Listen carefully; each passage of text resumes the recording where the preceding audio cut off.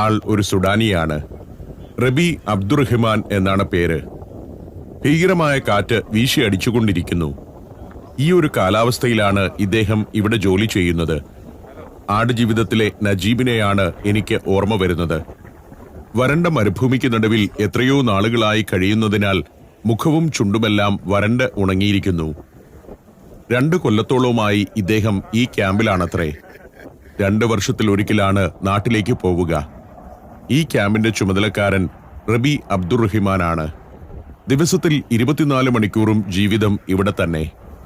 ഒട്ടകങ്ങളെ പരിപാലിക്കലാണ് ജോലി. സിംഹാസനം പോലുള്ള 2 കസേരകൾ പനയോലപ്പന്തലിന് ചുവട്ടിലുണ്ട്. റബിയുടെ അർബാബ് കൊണ്ടുവന്ന് ഇട്ടതാണ്. അർബാബ് ക്യാമ്പിൽ വരുമ്പോൾ ഇരിക്കുക അതിലാണ്. ഒരു കസേര ഇദ്ദേഹവും ഉപയോഗിക്കും. നിസ്വനായ റബി അബ്ദുറഹിമാൻ അവന്റെ വിശേഷങ്ങളാണ് പറയുന്നത്. 2